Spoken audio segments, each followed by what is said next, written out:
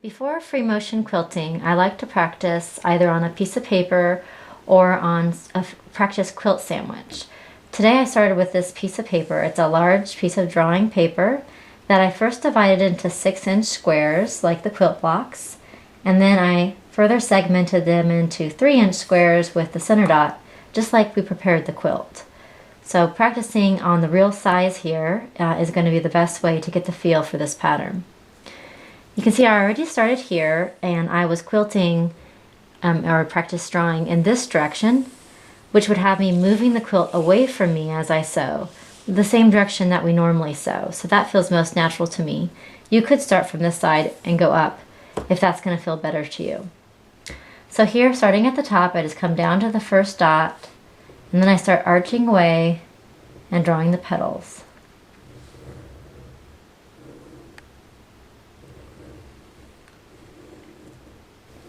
So with the pen, where you have lots of control, it's the perfect opportunity to get a feel for how the drawing motion feels. I always stop at each dot and resituate my hands on the quilt and prepare to go again. And I always draw or quilt the petals in the same pattern. First upper right, upper left, and bottom right. And when you're drawing, not only is the repetition going to be helpful for when you go to the machine, but you can also try out different things. Like maybe you want to do more of an elongated petal.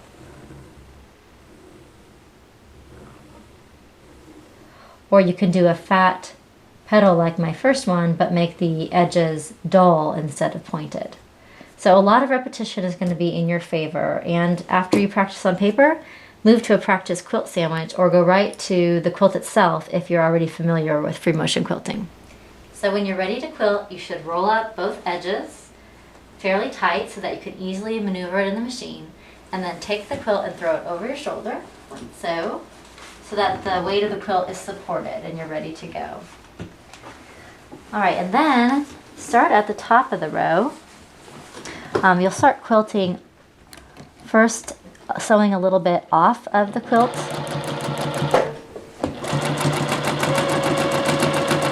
Alright, so you stop at your first center dot and then make that first petal.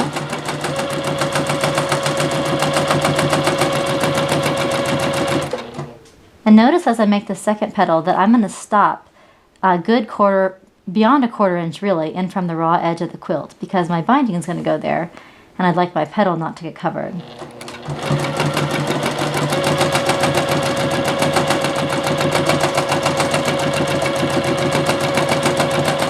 Your petals should all reach down to the very corners of the 3-inch square. Fill it out nicely. And always come back to that center dot. When you're done, straight down the next dot.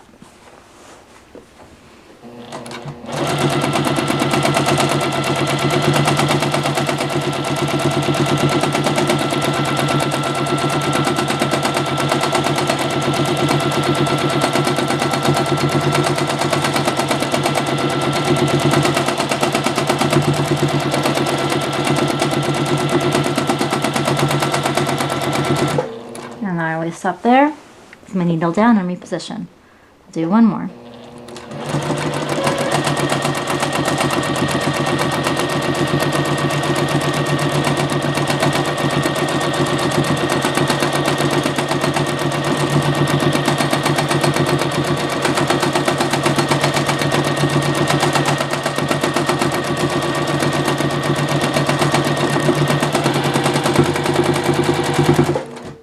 So even though we're making rounded petals, as I go I really feel like I'm moving in a more rounded boxy motion.